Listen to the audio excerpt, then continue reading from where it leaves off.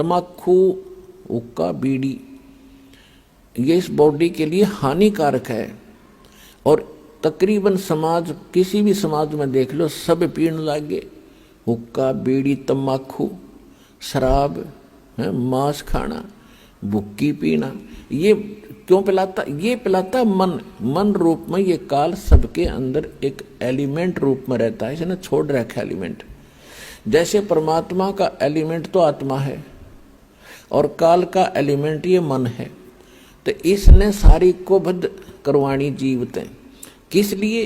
कि जितने ये बकवाद खावेगा पीवेगा उतना ही इसके बॉडी में उसका अंश लिप्त होगा सूक्ष्म शरीर में।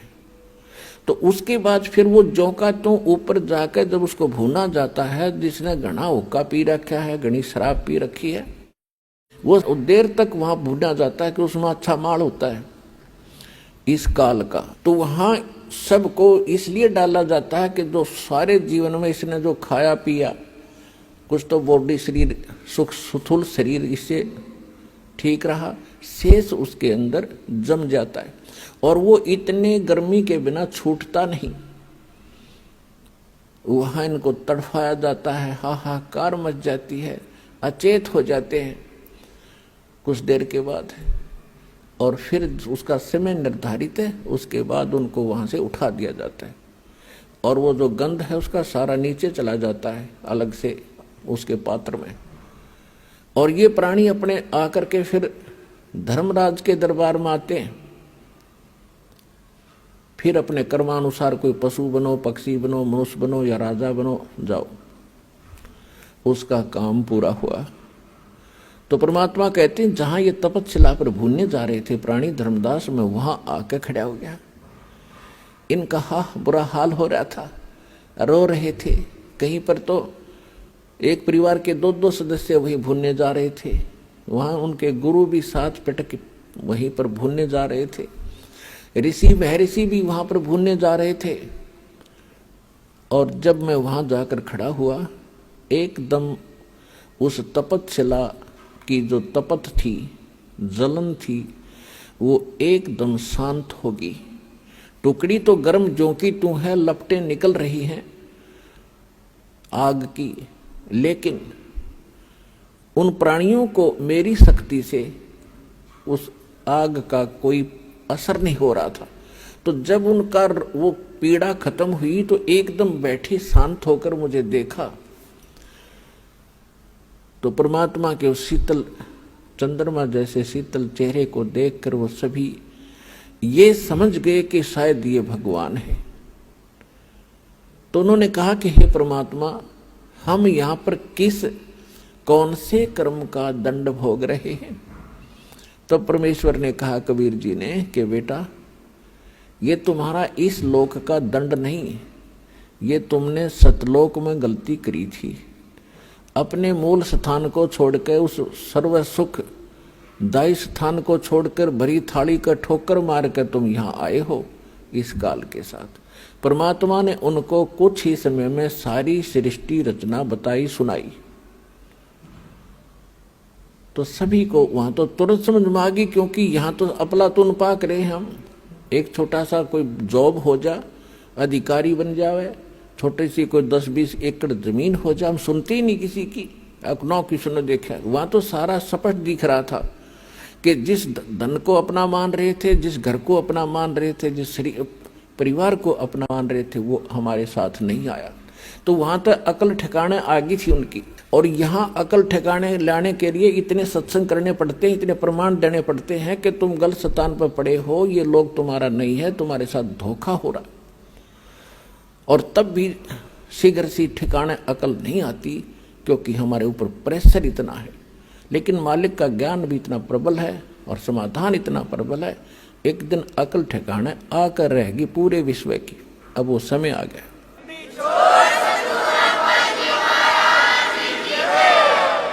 तो सभी ने करबद्ध होकर कहा, परमात्मा हमें छुड़वा लो इस गंदे लोक से। तब परमेश्वर ने कहा कि भी ऐसे नहीं होगा। जिस समय आपको पृथ्वी लोक पर मानव शरीर प्राप्त हो, स्त्री या पुरुष का,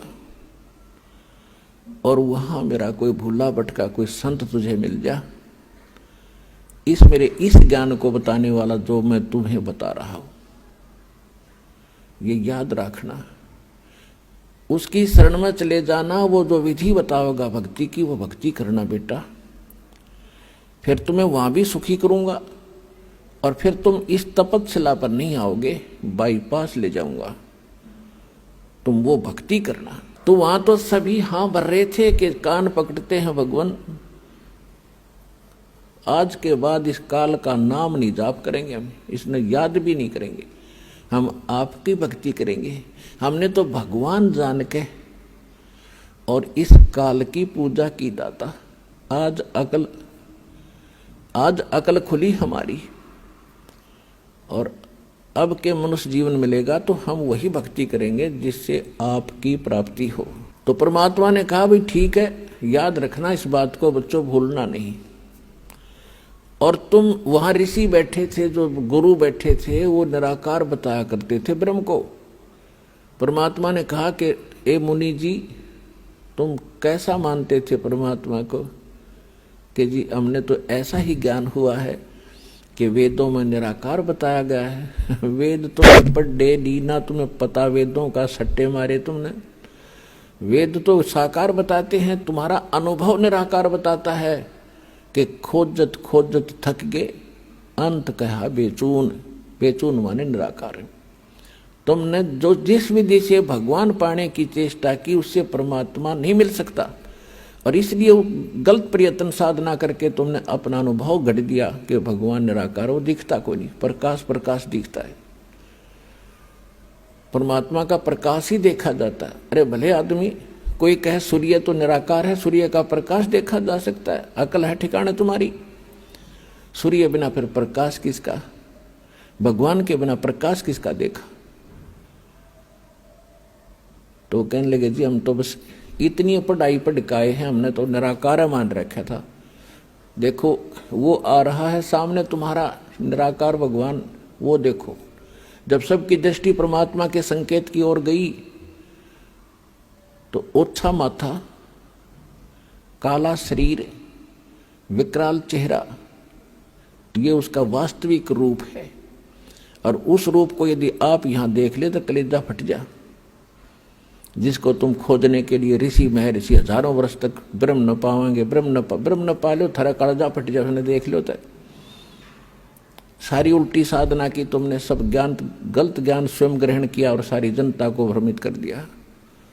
वो आ रहा तुम्हारा भगवान, और तुम्हारे से निकले इस गंध को खाएगा वो। और अब तुम जाओ यहां से। परमात्मा ने अपनी शक्ति से उनको वहां से उड़ा दिया। अब काल का भोजन का समय हो गया था, क्योंकि उसने भी निर्धारित समय फिक्स कर रखा है कि इतने समय में ये भुन बांध कर चले जाएंगे यहाँ से, केवल वो माल शेष रह जाएगा, उनसे निकला हुआ गंध, वो उसका माल है। वो खाने के लिए आया तो देखा सामने एक व्यक्ति खड़ा है। अब उसने निकट आकर देखा, क्या देखा कि तो मेरा बड़ा भाई खड़ा है, जोगजीत खड़ा है। अब काल, जब वहां काल ने गलती की थी सतलोक में, ये सृष्टि रचना में आपको सुनाया हुआ है, यहां केवल एक हिंट देकर आज सत्संग का विषय दूसरा रखना है। तो वहां सतलोक से जब इसको निकाला था 21 ब्रह्मांड समेत, तो परमात्मा इसी रूप में गए थे, जोगजीत रूप में। तो जब जोगजीत रूप में उसने देखा कि ये परमात्मा के निकट मेरा भाई है, उनके साथ रहता है ज्यादा, और उसका संदेश वही लेकर आता है, कोई आज्ञा क्या है ये पूछता हूं पहले इससे। तो उस ज्योत निरंजन काल ने जोगजीत से कहा कि जोगजीत तू यहां क्यों आया? अब कोई पिता का आदेश है तो मुझे बता, और तूने मुझे वहां से मार कर निकाला था, तू मेरे लोक में क्यों आया? मेरी तू आ कैसे गया? अब मैं तुझे पहले तो आदेश बता दे क्या है परम पिता का, फिर तुझे मैं मारूंगा, कुटूंगा। तब परमात्मा बता रहे हैं धर्मदास जी को, मैंने इससे बताया कि सुन ले आदेश परम पिता का, ये आत्मा परमात्मा की है और ये तेरे साथ आ भी गई थी तो ऐसा जुल्म नहीं करना था तूने। अन्यायी, कोई गधा बना दिया, कोई गधी बना दी, कोई सूर बना दिया, कोई सूरी बना दी, कोई कुत्ते गधे की योनि भोग रहा है, कोई कष्ट से पीड़ित है, किसी को कैंसर है, किसी को टीबी है, किसी का हाहाकार मच रहा है, किसी की टांग कट गई, किसी का हाथ कट गया। ये जुल्म कर रखा तूने। तेरे रहम नाम की चीज नहीं है। परमात्मा दुखी हुए इस बात से, तो वो कहता है कि मैं तो सत का राज करता हूं, जो जैसा कर्म करता है उसका वैसा ही फल देता हूं। भगवान का आदेश है मेरे को कि सत का राज करना, किसी अन्याय ना करना। परमात्मा बोले कि मुझे मालूम है तू जैसा सत का राज करता है। ये मन रूप में तू खुद विद्वान है, सारे उल्टे काम कराता है आत्मा से, और जब आत्मा सजा भोगती है तू भाग जाता है। कबीर साहब कहते मन के मते ना चालिए, मन है पक्का दूत, ले डूबे दरिया में फिर जावे हाथ से छूट। करवा के कुकर्म आत्मा दंड भोग रही है, कोई गलती करवा देता है, इसकी पिटाई हो रही है, मन एक तरफ बैठ जाता, आत्मा रो रही होती है। गधा बनवा के छोड़ देता है उल्टे काम करवा के। अब किसी को कहे भक्ति कर ले, मन नु कहे ना आजा ताश खेल लाएंगे, छोड़ के इधर भक्ति में है। कोई कहे भाई भगवान का नाम, चलो सत्संग में ना टाइम नहीं है, और वहां बिछा के गली में बैठ जाएंगे ताश खेलन सारे दिन। इबका मार आन दे, इबका देखूंगा, सारा दिन धक्के खा के बकवास करे। तो ये मन करवाता है, और जब आत्मा जाग जाएगी, झांखे भी नहीं इन कर्मों को, तो आत्मा को यहाँ जगाया जाता है, इसका मूल ज्ञान बताया जाता है, ये कहाँ की रहने वाली है, वो स्थान याद कराया जाता है, ये सत्संग में याद कराया जाता है। तो सुन ले आदेश परमात्मा का। जोगजीत रूप में भगवान कह रहे हैं कि मैं नीचे जाऊंगा, सभी तेरे ब्रह्मांड सब लोक में जाऊंगा, नीचे के स्वर्ग लोकों में, ब्रह्मा विष्णु महेश की नगरी में, और पृथ्वी लोक पाताल लोक पर जाऊंगा। सब जीवों को बताऊंगा कि ये भगवान नहीं है जिसको तुम परमात्मा मान बैठे हो, ये वो परमात्मा नहीं है। और वो ज्ञान बताऊंगा, उस भगवान के चिन्ह बताऊंगा जिसका तूने नामो निशान मिटा दिया।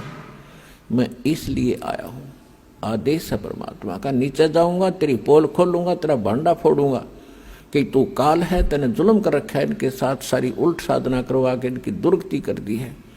और ऐसा मंत्र दूंगा उनको कि वो जाप करके सीधे सतलोक आ जाएंगे, तेरे झंझट से छूटेंगे।